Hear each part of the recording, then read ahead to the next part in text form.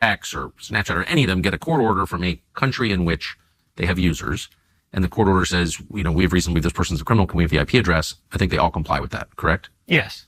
Well, it's the DSA law. If you don't comply with it, you can be fined, you can be banned. Well, right. It's a question whether you want to continue providing your service in the European Union, but it only concerns the identification data, meaning IP address, and in some cases, phone number of the suspect. It has nothing to do with, for example, private messages of a person or other kinds of activity, which is much more protected and much more private. Even if we wanted to, we wouldn't be able to disclose this information. Right. But it's not required by the law. Yes, but what you're describing is like the state of play across Europe anyway for all the companies. Exactly. Okay. So, but because this is like a normal thing that's already taken its process that everyone recognizes and it's been ongoing, you must be very confused as to why you're being held in this jail that they're not calling a jail. Were you confused? Like, were you worried? It was very hard to understand. I stepped off an airplane and a bunch of cops showed up, took my phone away and threw me in the back of a car and took me to a cell, even if they pretended it was not a jail, but wouldn't let me out and lock the door for 4 days without being able to contact my family. I'd be concerned. Were you concerned? That was very surprising. I was shocked. You're very diplomatic. At first I thought there was some mistake. They got the wrong guy. Yeah. Like, I thought they read the list of charges. They have nothing to do with these crimes, like organized crime, selling drugs, all these things. Like, what do I have to do with that? Then I realized it's serious because they're not letting me out. Like, they keep me there in this. Okay, but just for perspective, so you've got 1 billion users. It's a multi-billion-dollar company. You started the company. You own the company. It's a huge company. It's one of the biggest social media companies in the world. And so there's a process. And so if they think that Telegram is doing something wrong, they send letters to your general counsel or maybe get your phone number, which I'm sure they could pretty easily get. French intelligence, I'm sure, has everybody's phone number, and just call you and tell you. I've never heard of a CEO of a multi-billion-dollar company getting arrested at the airport on grounds like this. Well, you're very right. It never happened before. It's like completely it's unprecedented. Outrageous. It's unprecedented, right? It never happened. So it's something that I think was very unnecessary. Oof. Because on top of what you just described, I'm also a French citizen. So how did you wind up, because you're not from France originally? Yeah, I'm not from France originally, but I have certain ties to France, and I was awarded, so to say, this citizenship for using a specific process, which took several years, but I didn't cut any corners. Like, I had to pass the French exam test, like if I had to do certain things that you normally do. Because you wanted to be a French citizen. I wanted. I love the country. It's a great country. It's a great culture. Of course, these events are alarming, and that's why I think it makes sense to speak about them. And the most interesting part of it is that every French citizen has his or her personal home address in the passport. So the authorities of France know very well how to reach out to this person. Like, he's there or she's there. And on top of that, the consulate of France is located in the same building as the Telegram office in Dubai. So the same building. The same building. Like, you remember? I've been to the building. You've been it's to not a huge building, by the way. Not really, and it's just 2 floors below. You're 2 floors from the French consulate? We're 2 floors from the French consulate. And I was a frequent visitor to the consulate, and whenever any French agency, authority, or like representative of France, of the government, wanted to see me, they had no issue whatsoever arranging such meetings. And these meetings took place. I was happy just to go 2 floors below my office and have a conversation or invite them to our office. So it's very, very strange what happened, because it could have been resolved by different means, if you think. Well, obviously, they went way out of their way to humiliate you, they announced that they arrested you. I mean, you were not obviously scanning Google for news stories about yourself because you couldn't. I couldn't. But the rest of us were. And they announced, we've arrested Pavel Durov and arms sales or drug sales or kiddie porn or, I mean, who knows, like horrible. It's like, what? So they were trying to terrify you and humiliate you, obviously. This is something that was also very unusual. So what my lawyers told me here in France, that normally the prosecutor's office is not that public. They're not issuing press statements every day, and they're not commenting on their investigations, which was not the case with me, where they were very active. They were trying to. Have you gone back? So you were locked up and you couldn't read the coverage, but have you gone back and read it for those 4 days when you were being held? Well, when I was in police custody, I heard from one of the policemen. He told me every newspaper in the world is covering this and is mentioning you. And I said, what's going on? He said, well, a lot of people are supportive, but I asked him, what do newspapers write about this case? And he told me everything but truth. And I freaked out at that moment, like everything but truth, seriously. And when I went, this 4 days ended, and I was. Can I just ask, like, what was your family doing? And you've got children and parents, and like, what were? Well, to be honest, this is the hardest part because I'm pretty stress resilient, so I can take care of myself. But being there, locked there, thinking about what's going on with my mom, she's very ill, she's very elderly, she was very worried, as I learned after, what's going on with my kids, and this is something that gets to you. And you couldn't contact them? No, there's no way, because you don't have access to any device, or you can't even read the newspaper. What did they think was going on? They were very surprised and very confused and very worried. Everybody wants to feel secure at home. It's your castle. There's nothing like going to sleep with a complete sense of safety. That's why you sleep soundly. That's why we cannot speak highly enough of SimpliSafe. Most security systems take action only after someone breaks into your house. That's a little late. SimpliSafe's new ActiveGuard outdoor protection feature helps stop break-ins before they occur, and that gives you peace of mind, and it means you won't have to sleep with a baseball bat or loaded handgun on your bedside, though you might want to anyway. Here's how it works. If something suspicious happens outside your property, cameras and live monitoring agents will detect it. They'll speak to the intruder, turn on spotlights, and can call the police if necessary. It's no surprise that CNET named SimpliSafe the best home security system of 2025. Over 4 million Americans trust it because it's preemptive. Monitoring plans start around $1 per day. There are no hidden fees, 60-day money-back guarantee. Visit simplisafe.com/Tucker to get 50% off a new system with a professional monitoring plan and your first month free. That's SimpliSafe, SimpliSafe.com/Tucker. There's no safe like SimpliSafe. So the people trying to wreck our civilization want you to be passive. They want you weak so they can control you. Weakness is their goal. No thanks. Our friends at Beam, a proud American company, understand that our country can only be great if its people are strong. And that's why they've created a new creatine product to help listeners like you stay mentally sharp and physically fit. People like to mock creatine. CNN doesn't like creatine at all. But people buy it because it works. Beam's creatine can help you improve your strength, your brain health, your longevity.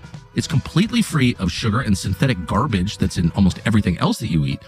Of course, you don't hear about it too much because, again, a population that is strong, clear-minded, and physically capable is a threat to tyrants.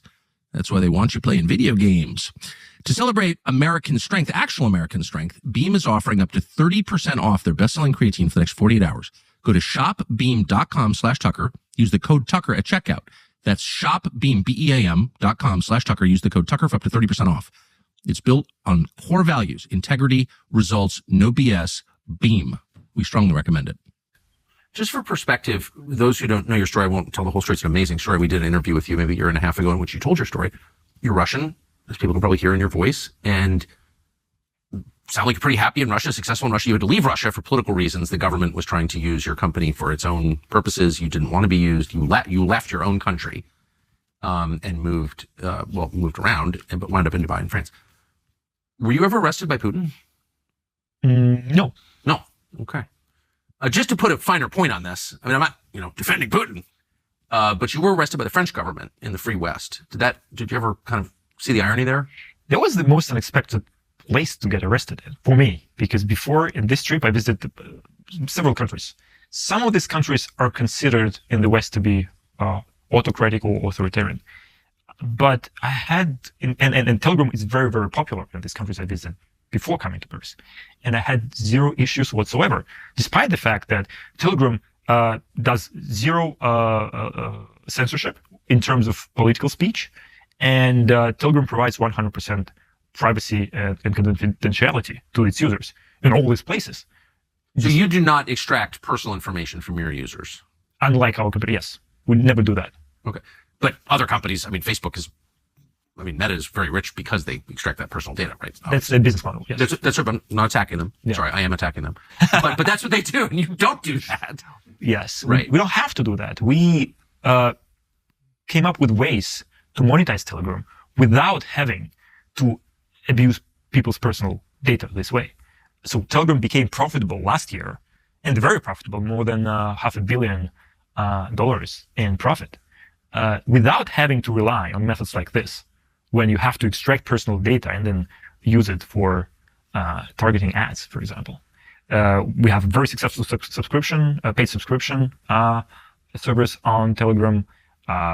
We have, we monetize in ways that are consistent with our values. That are voluntary. Yes. I mean, your users have to sign up for the things Yes. that make you money. Yeah, You're because not just stealing their data from them. Exactly. Right. And the service is free, and we just crossed 1 billion monthly user threshold or milestone. Congratulations. Thank you. So it's growing very fast, and we're very happy with we're very proud with what we do. Because if you look at any mobile messaging app right now, and we're number 2 after, you can guess which other app. We're the second most popular messaging app in the world. But most of the features that you use on a modern messaging app first were created by Telegram, and then they were borrowed. We came up with a list of like 100 such features, and those are not like small things. Those are basic things that you know in every modern messaging app, like the way you respond to messages, the way you share links, the way you share documents, the text formatting, many things, like dozens of those. First appeared on Telegram, and then 3 to 8 years after, they've been copied by our rivals, one of which is larger than Telegram and others are smaller. But still, we are proud. I'm not going to guess. How the green one. Yes, but we are proud that we've been able to shape what the industry is like today, and define how billions of people communicate. But it's just, I'm just going back to like this story, which is, by the way, I love your Slavic deadpan approach to this. It's like, it's crazy. I mean, if Mark Zuckerberg or Elon got grabbed, at the private part of de Gaulle Airport, you'd be like, stop them. Like, what? The world is ending. But they grabbed you, and people are like, oh, he's got a Russian last name. It's fine. I'm sure there's a good reason. Well, I hope it had nothing to do with my ethnicity, because that. Of course it did. Are you joking? That would be very alarming, because you got run out of Russia, by the way. I just want to say that again. You got run out. You'd probably still be living there if you hadn't had to leave. So it's clearly you didn't participate in whatever they're mad about in Russia. You're gone. Yeah, but it still can make you an easier target. I'm aware of that. Because people don't know my story, right? Not everybody watched our last interview, and not everybody had it. Where was the I know you, and obviously I like you, and I like what you're doing. I like your commitment to privacy and to the user, and I think the user's privacy should play a role in your thinking about a business, and that's my view, and you agree. Most companies don't agree. So I'm on your side. But where were all the civil libertarians jumping to your defense? Like, how can you just grab someone at the airport because who knows why? Can you just do that? Put him in jail for 4 days, take his phone? Like, where were your defenders? Well, to be fair, some people did speak up and defended me. And there were more than 10 million or more than, I think, a very big number of people who signed a petition to free me. Yeah. So it was a very, very large movement. But I'm thinking more like the United Nations, human rights watchdogs. Like, where are they? If this happened in North Korea, which, I don't know, it hasn't. So, but if it happened there, we'd be like, oh my gosh, it's Stalinism. But it happens in France, and you're like, oh, I'm sure there's a good reason. That's what makes the situation so complicated, because we have to look at the instances, such as this one, regardless of which jurisdiction I was born in, which jurisdiction is conducting this investigation. It should be completely unbiased, right? And so it's very concerning. And did they ask you questions about Russia during your 4 days of detainment? I think so, but it wasn't the focus of the questioning. The most questions were about the way Telegram operates, as if it's some kind of mystery. We're a big company. We're audited by a Big Four auditing firm. We work with the biggest financial institutions. So we're a big company, and we spend millions of dollars every quarter on legal compliance. So we pay to law firms to receive the best advice in order to make sure we don't violate laws anywhere, and we operate in almost 200 countries. So it was very, very surprising for me to get detained in Paris and learn that Telegram did something wrong or didn't process some requests.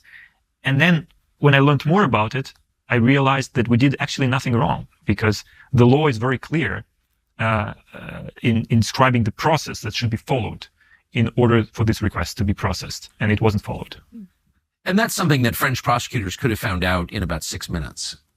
obviously. That's the irony of it. It was like you could Google Telegram police contact, Telegram EU cooperation, whatever, and it would be instantly visible online for anybody who has access to Google. For some reason, it wasn't used by. Right. And you have to think that there's like a reason. Before I ask about that, how was the food in French prison, by the way?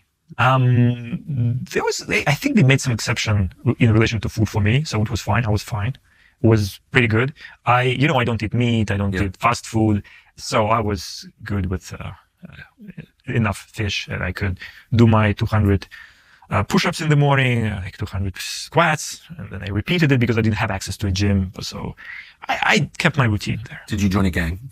No, I was alone there. You were alone. Maybe I doing push-ups in your cell. That's just, the whole thing's incredible. So where does it stand now? We're in France right now. Yeah. You're still in France. I'm still in France. Many, many months later. Almost 8 months. 8 months later, you're still in France. Why are you still here? So there is this limitation on my traveling ability, so to say, which is called judicial control. Judicial control is when you can't leave the country freely because there is still investigation going on and you're one of the suspects or the suspect. I was still being allowed to go to Dubai, and I returned last week from Dubai, and I will be going to Dubai later this week, but it's a very, very restricted, controlled process still.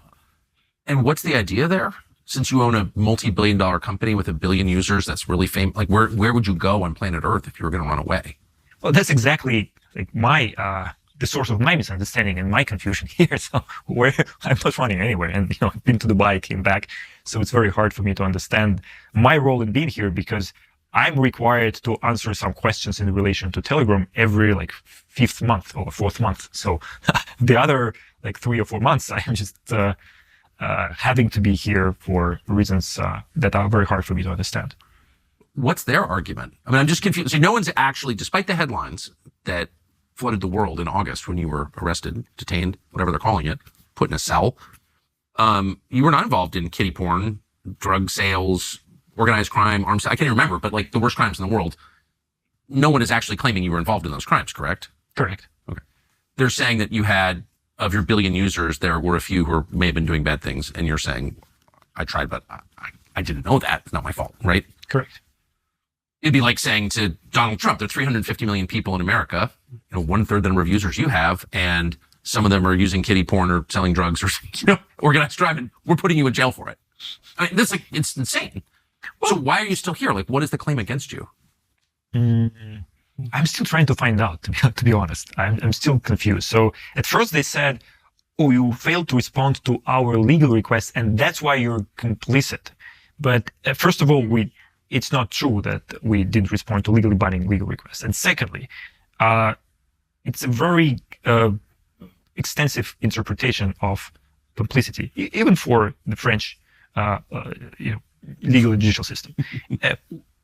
What I hear from my lawyers is that it's quite unprecedented. They had a couple of really small niche apps that are like 10,000 smaller than Telegram and were targeted specifically at criminals. They were nothing like that. They didn't even have these companies that they didn't even have bank accounts. It was a different profile. They were not audited by a Big Four organization. But these companies have been persecuted in France before, and their founders, I understand, were accused of running a platform that is created for the purpose to facilitate crime. It's pretty much obvious that Telegram is not such a company, right? So it has 1 billion users. Every 8th person on the planet is a user of Telegram, like a regular one. And it's incomprehensible to assume that all these people are criminals. And everybody knows the story of Telegram very well. It's not something that was built for criminals. However, this reasoning, as far as I understand, is being used also in our case. They say that, all right, so you created this app, and this app was used by other people.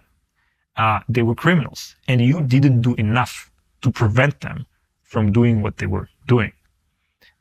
Which again is contrary to what we see on other platforms. Like you have instances where problematic content exists despite the best efforts of social media platforms, moderation teams, and so on and so forth. It's almost impossible to avoid that. But the claim itself just conceptually doesn't make sense. I mean, if someone commits armed robbery in Burgundy or Toulouse or Nice, can President Macron be arrested for that? Because it's his country, he runs the country. And he didn't do enough to stop the armed robbery in Toulouse. Like, how can that stand? Why isn't he in jail? Like, that's nuts. Well, the logic also eludes me, so to say. Back with the Russian understatement. No, so look, here's the inescapable conclusion, I think, as from a bystander's perspective, that they do this in public rather than just calling you. So we have a problem, we work it out, or call your lawyers. They arrest you in public. They slander you. They try and tie you to the worst crimes man commits. And then they put you in jail. And so they're trying to sweat you, to intimidate you, to wear you down in order to get into the back door of Telegram so they can spy on people, probably really for political reasons. What they're really worried about is a revolt in their own country. Every government's really worried mostly about its own population revolting against its bad governance. Like, that's their real fear. And they hate Telegram because it offers users privacy, and that's a threat to them. And so they force you as the owner of the company to give them the keys. That's what it looks like. Well, to be clear, nobody approached me with the demand to give the so-called keys. Such keys don't exist technically, but if somebody approaches me and says, we need the keys, you'll be among the first to learn about it. But that hasn't happened. Well, actually, the U.S. government pushed you. I remember the FBI was trying to. Yeah. Because this is something governments want, not just of you, but of all social media companies. You know what's interesting? In the U.S., you have a process that allows the government to actually force any engineer in any tech company to implement a backdoor and not tell anyone about it, with using this process called the gag order. And there are certain legal procedures. Not tell his own employer about it? And yes, exactly. If you tell your own boss, you can end up in jail, like gag order. This Actually? Yeah. This is something that's on Wikipedia. In France. In the Soviet Union or in the U.S.? In the U.S. Okay.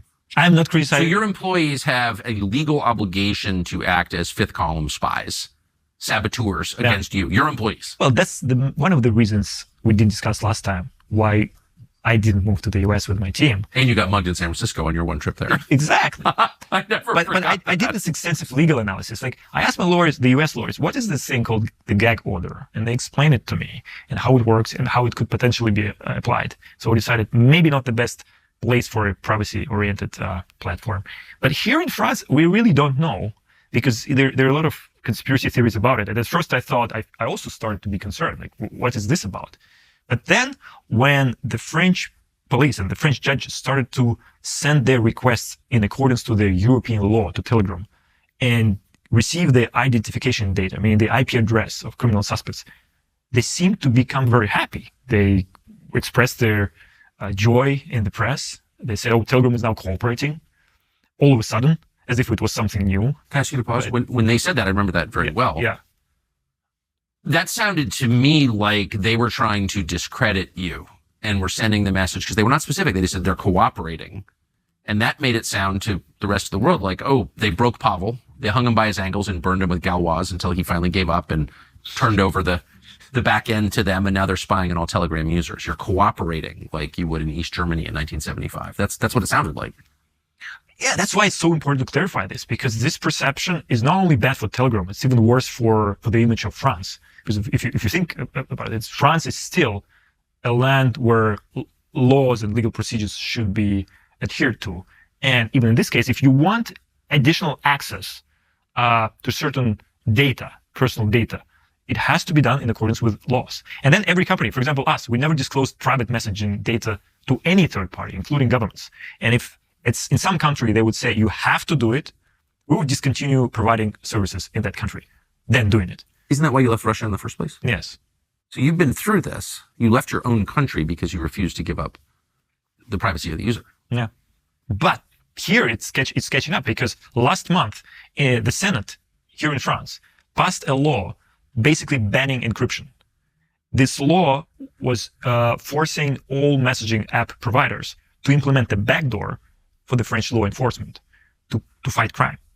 The problem here was fight crime. Well, exactly, because the problem here was there is no such thing as an exclusive backdoor. If you implement the backdoor, technically, other actors are able to exploit it. And it could be foreign agents, it could be hackers, it could be anyone. So that law would have put millions of people, or tens of millions of French citizens in danger. Their private messages would have been exposed.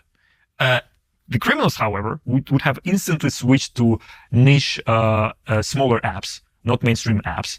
And if the government would try to ban these apps, they would switch to VPNs. They would even become more efficient in hiding their traces. So the criminals would experience zero problems if that law is passed. It's the law-abiding citizens who would be affected. And that's why it's so problematic. And nobody was talking about it. I asked my French friends, like, have you heard about this law? No, they were completely unaware. And luckily, the National Assembly here in France shot that bill down. So it didn't pass this time. But if you look at the new project by the EU, by the European Commission, published in early April, they, again, want to do exactly that, to backdoor encryption, but now on the EU level.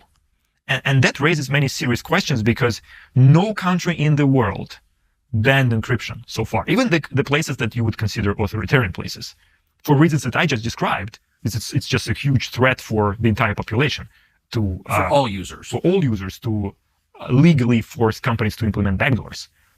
So I think it's very important that people talk about these things. First of all, that France is not a country where freedoms are disrespected, right? For example, if people assume that France can now take CEOs of tech companies hostage in such a way that you describe, and then extract certain personal data from them using illegal and unlawful processes, that would be a big blow for the image of France. But I don't think we're there because we haven't. It might chip away at this concept of the rules-based order. The rules-based order, which everyone in NATO is always lecturing everybody else about. The rules-based order. There's nothing rules-based about what they did to you. I'm sorry. I mean, that's might makes right. We have guns and you don't. It's our airport, not yours. You're going to jail. I just don't see the legal justification for doing this to anybody. It was excessive, in my view. But it was also a sign that, again, in my view, this investigation was not based on thorough analysis of what Telegram represents and what the goals of the company are. And again, there has been no attempt, and they didn't even try to solve this in a more traditional, conventional way before starting. A legal way, actually. A legal and diplomatic way. What did they do with your phone? Well, they just kept my phone. I hope they scrutinize it because they have a lot of proof that actually Telegram is a completely legitimate and compliant organization. And we've spent huge funds on content moderation and legal compliance all over the world since like 10 years ago. So they're welcome to have my phone. Who sells your bonds? Yeah, so Telegram issued bonds a few years ago. We were happy to have the assistance of JP Morgan, the world's leading bank. Right. And, world's biggest bank. So I only asked, I knew that, and I just wanted you to say it because just to underscore the point, it says you're not like some, Belarusian college student doing this out of your room or something. It's like a worldwide huge company. It's just absolutely crazy. And it doesn't have as deep penetration in the United States as it does in the rest of the world. So I just want people to know this is not some sketchy deal. This is like, I just can't believe they did that. Where are you now in the process? So the process is not going too fast, but this is the tradition here in France. So I'm not... I'm just visiting for a couple of days. Do you think I'll get out of here? So I haven't been granted a fast track in my case. And I've just seen my investigative judges. They have this role of investigative judges here in France. So my current status is I'm not on trial. It's an investigation intended to find out whether there'll be enough evidence to put this on trial. So I'm not even on trial yet.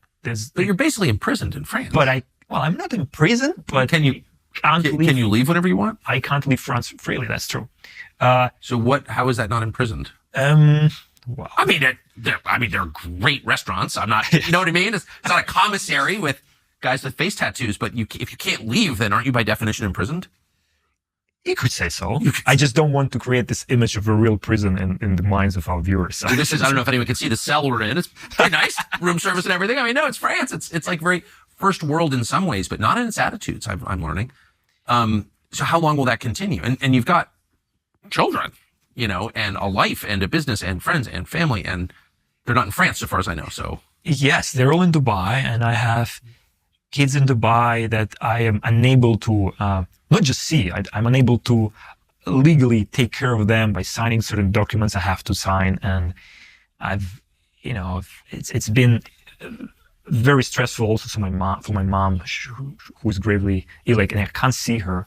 I also have this company to run. We have 1 billion users. It's important, and I'm doing it remotely now, but it's not as efficient. So if you think about it, France is less than 1% of the Telegram user base. It's something like half of 1%, and the other 99.5% are coming from elsewhere, right? India, Indonesia, you name it. And it's kind of counterintuitive for me that the entire organization is impacted because we have this ongoing investigation here in France, particularly given the fact that it's going in a pace that only requires me to be here once, like in several months. So I do think that the current restriction is very strange and very unnecessary, and I hope it will be lifted later this year. And if it's not? Your identity is constantly under attack. In just the last year, Americans lost over $16 billion to scammers online. Anyone can fall victim to this. Your social security number, your bank account, your credit profile can be exposed and you won't even know it. And the second they are exposed, thieves can take out loans in your name, open credit cards, wreck your life financially. Identity Guard can save you. Identity Guard monitors everything from your credit card to your bank accounts to your social security number, looking for early signs of fraud before damage is done. If something weird happens, you get an instant alert. If someone does steal your identity, Identity Guard's expert team works directly with banks, credit card companies, and lenders to shut it down quickly. End the scam.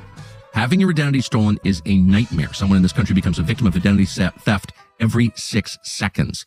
Identity Guard protects you. 30-day free trial and exclusive discount at identityguard.com/Tucker. Protect yourself before it's too late. identityguard.com/Tucker. You're probably pretty sick in Nike. It's hard to blame you for feeling that way. Any company that worships Colin Kaepernick, any company that shills for the lunacy of the left social agenda is clearly not on your side. In fact, they're your enemy.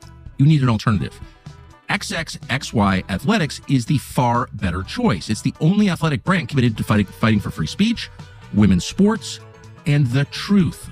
Honesty, the truth. They're not going to lie to you. For example, did you know that 80% of Americans oppose letting men play in women's sports? That's not a radical view. It's a moderate, sensible view rooted in biology. But woke corporations like Nike make you feel like a lunatic for saying obvious things like men are men and women are women. That is tyranny. How can you fight back? By abandoning the companies promoting it and by embracing companies like XXXY Athletics. It's an American company. It's not opposed to the United States or to telling the truth. Head to thetruthfits.com to learn a lot more and use the code Tucker25 for 25% off. Well, let's see, because first of all, this investigation can't last forever. It can probably last for another several months or a year, and then it will have to either go on trial or be concluded. Could it be criminally charged for this? Everything is possible. Like, you can't rule out. Yes, if they'd arrest you at the airport, they'd do anything, right? That's what bothered me when I was in police custody for these 4 days. Like, first thing, something like this should have never happened because I assumed there were certain thorough procedures to verify a lot of alleged facts before taking a decision such as this. Like, you can't start something like this based on a media article that Telegram allegedly is non-cooperative, or that Telegram supposedly has worse content moderation than other platforms. Both these facts turned out to be completely false. You have to be really thorough and examine things before making this decision, because the decisions such as this are not only harmful for my relatives or for my company or for me personally. Decisions such as this, I think, impact France as a whole. And I'm French citizen, so I worry about that as well. I really think that out of all social media platforms, Telegram was probably the most friendly but potential partner for France. And every time anyone from the French government, from the French authorities reached out to me, I did my best to help. I helped. So this, for me, looked almost like friendly fire. Like, where they're trying to attack their own ally in a way. And I was so surprised that this would happen because the collateral damage, not just for me and my company, but for the image of France, is quite significant. And I talked to many of my friends, the CEO of big tech companies, and they were very concerned and asked me, can I still come to France? Is it still safe to be in France? People were worried. And the CEO of the smaller companies, they don't have 1 billion users, are even more worried. They say, look, they did this to you and you're very well known and the company of your profile is, should be treated in certain different way. So, and I'm running a small startup, a friend of mine would say, I'm scared to come. And, this trend continues. So I heard. But the sad thing is, like, nobody's afraid to go to Uzbekistan, actually. I'm not endorsing Uzbekistan. I've never been there, but I never met anyone who's like, I'm too afraid to go to Uzbekistan. Yeah, I was there last summer. It was great. I didn't even know that. But that's the point. I mean, right? These countries that you grew up thinking are primitive or don't have functioning legal systems or, whose laws are released a function of the whim of the monarch or whatever, they turn out to be kind of fine with what you do or what I do or what any normal person who believes in human rights does. But it's like France or Great Britain. Like, didn't you get citizenship here thinking this was a safe haven as someone who was in some sense kind of a refugee from his own country? A refugee of principle, like, I don't want to share this with the government, I'm leaving. Didn't you choose this country for citizenship because you thought that it was a place that was committed to human rights? Well, the slogan of France is liberty, fraternity, equality, right? So equality. So yes. It's something that I strongly believe in. And it's certainly something that France stands for, in my opinion, and for pretty much everybody who was born in the Soviet Union, like I was. Western Europe is considered to be this place where freedoms and human rights are respected, and that's why it was such a shock for me back there in the police custody. Interestingly, the interpreter that we had during these 4 days in police custody also emigrated from the Soviet Union. She was translating English to French and back, and after being present there for 2 days, she said during a break with all the policemen and clerks and everybody present there, and she said, I left the Soviet Union hoping I would be in a country with freedoms, and it seems now that the Soviet Union has caught up with me. And so I was very surprised to hear her say that, because for me, France is not there yet. France is still the country that respects human rights and freedoms. However, I later understood why she was so sensitive to this, because she actually experienced what life is like in an environment where you don't have freedom of speech and you don't have a free market economy. And that's why every perceived change in this direction where freedoms are less respected is making them very, very concerned, people from the Soviet Union. And I myself, I remember my life. I was a small kid in the Soviet Union, but I remember having only 3 TV channels, and all these 3 TV channels show the same TV program about the Communist Party. And I remember having 2 kinds of ice cream in the shops across the city and across the country, and no more. And then when I was brought to Italy as a 5-year-old kid, and I could see, okay, actually I could have 100 TV channels, and some of them even show Disney cartoons and Japanese anime. That's great. I can go to a shop downstairs and they have 200 different kinds of ice cream. That's much better than I experienced in the Soviet Union. And I thought maybe these things, afterwards I realized that these systems called the free market economy and respect to freedom of speech and basic human rights, they're actually very good concepts because they make your life abundant. But the problem is, I remember this life in the absence of these things. Other people from the Soviet Union, probably from Cuba, from other countries like that, experienced that. But people who were born and grew up here, for example, in France, have not necessarily had this experience. They take freedoms for granted. They think things are going to be fine because we're a free country and what can possibly go wrong? Unfortunately, the history knows many examples when free societies gradually degraded into societies without freedoms. And one good example was last month with this anti-encryption law I told you before about.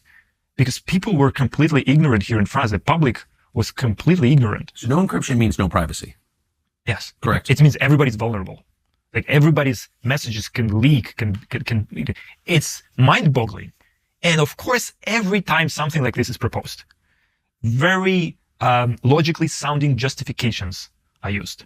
To protect the children. To protect the children, to fight crime, to...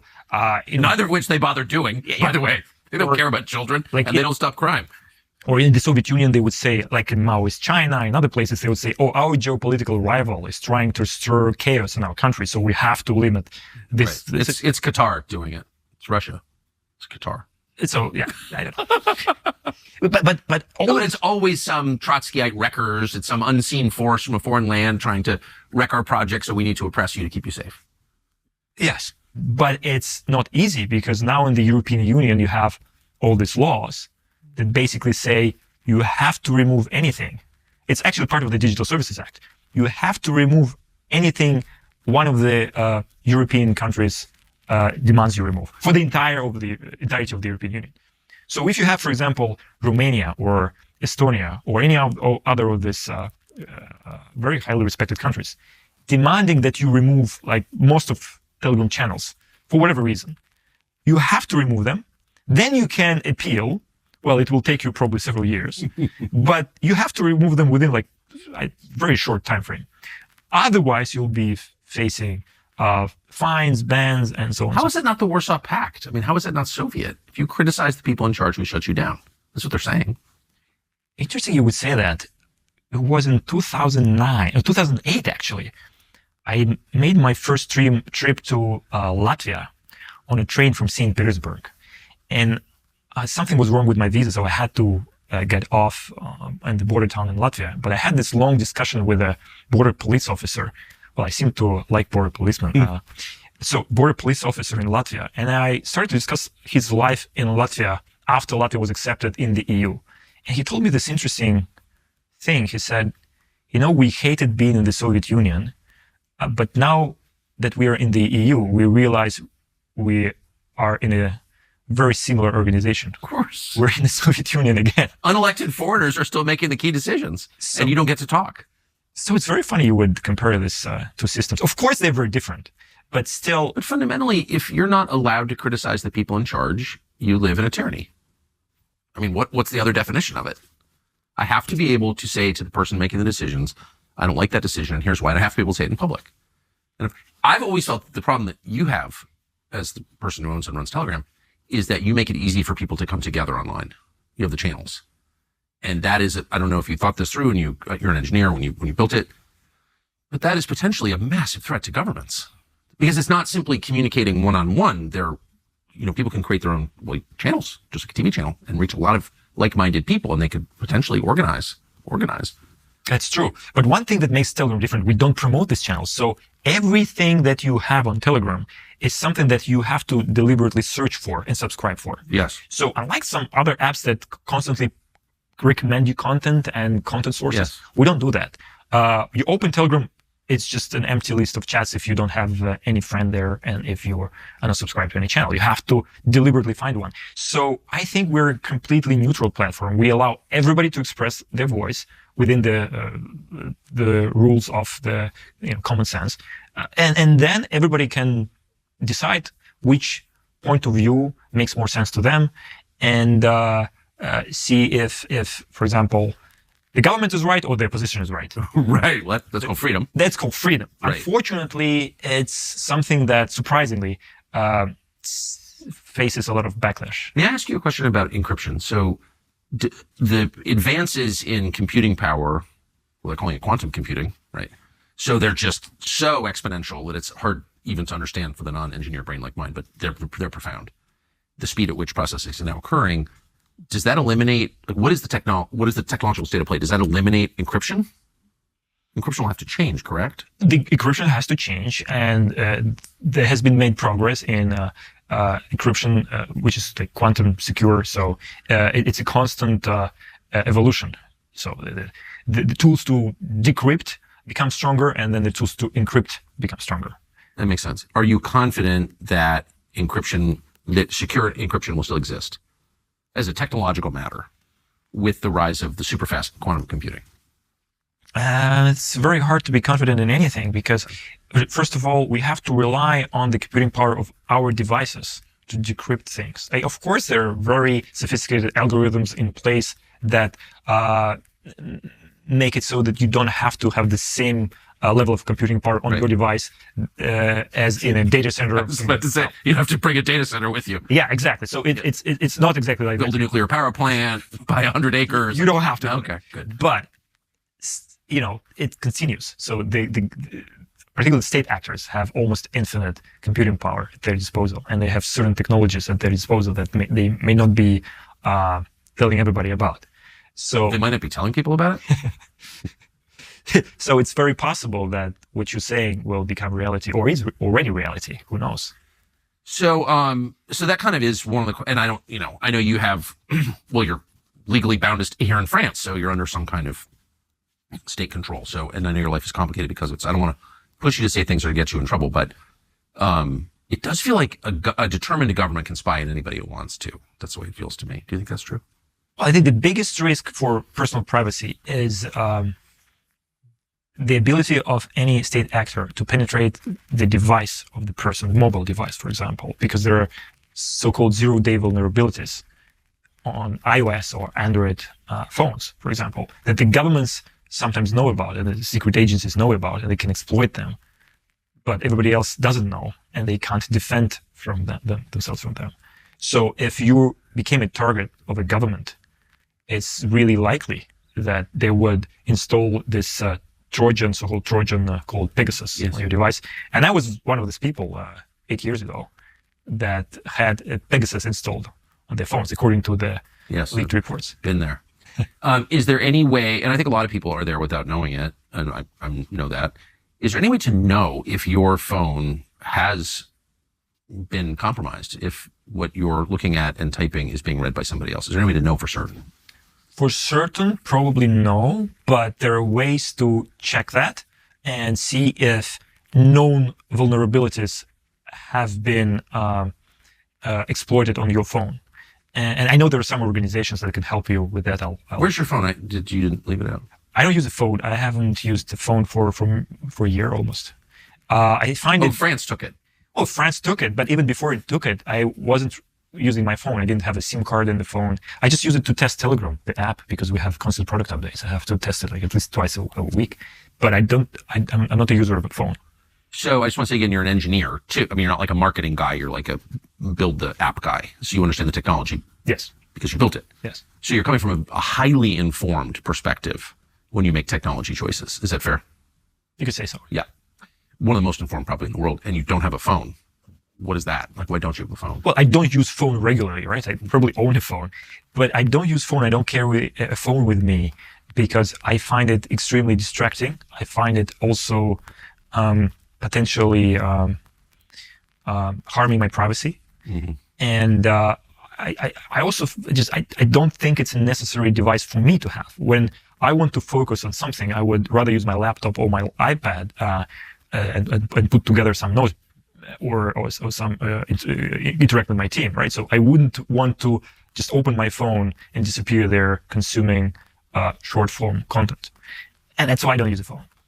I'm trying to extract this from you for one simple reason, which is I think that when you come across someone who knows an immense amount about technology, really understands the technology, it's interesting to know his perspective on technology. Like with everything you know, you don't use a phone. So I just think, people can draw their own conclusions from that. But. So, what you saw Ross Ulbricht got? The guy who was pardoned, yes. Yeah, Silk Road. Mm-hmm. So he ran Silk Road, and I'm hardly an expert on this. I was very pleased when he got pardoned. But it seemed like no one accused him of selling drugs, by the way. You would never know that from reading the New York Times, but he was not like dealing drugs on playgrounds or anything like that. He had a site that made commerce possible outside the control of government. And there apparently were bad people doing bad things on it. Also, a lot of good people doing good things on it, but none of it was controlled by the government, and he got life in prison for that. That's my takeaway. And so maybe my sort of conclusion from this is, as long as people like you create technology that makes it harder for government to control people, you will be a target of government action. You think that's? Well, first of all, I wouldn't necessarily compare it Telegram with Silk Road. And I'm not, and I didn't mean to, but the idea that they need to control everything that is happening online, and if they can't, they're going to punish you. That does seem like a real fact.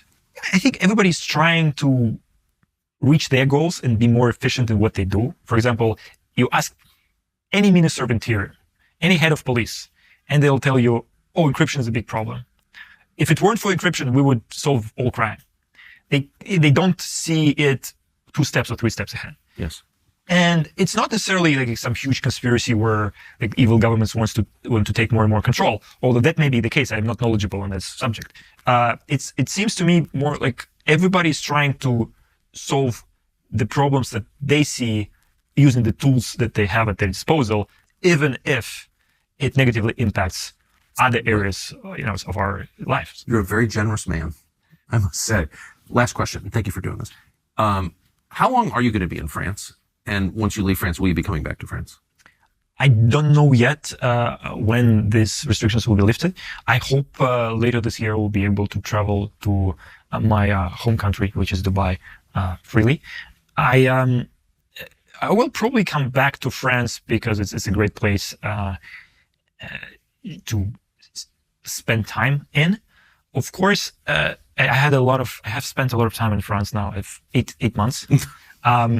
So kind of a full immersion program. How's your French? It's actually good. I was very good when I passed my French exam to receive the passport. It got 97 points out of 100. But I didn't practice my French much. Most of my friends are Americans, but even here in Paris. And my French friends speak perfect English, so I didn't get a chance to practice. But now you've had that chance? No, because they speak English with me. It's changed. Like before, 15 years ago, 20 years ago, it was difficult not to speak French in France. Now, for better or worse, you can get by using English. I'm trying to use my French, but I don't sound I sound even less intelligent in French than in English. So people switch back to English with me. But you don't anticipate like having to stay for the next 20 years or anything here? I would be very surprised if that happened, because you see, I'm traveling to Dubai, I'm coming back. It's just obvious that I'm not somebody who would try to escape forever. And this investigation has to be concluded in one way or the other. Of course, then if it goes to trial, if that happens, it can take another several years. But then again, it would be completely crazy, I would say, if I would have to move to France and live here permanently for the whole duration of this process. I would say that the most likely, I expect that I would be able to travel again later this year. Well, we're certainly rooting for you. Pavel, thank you very much. Thank you so much.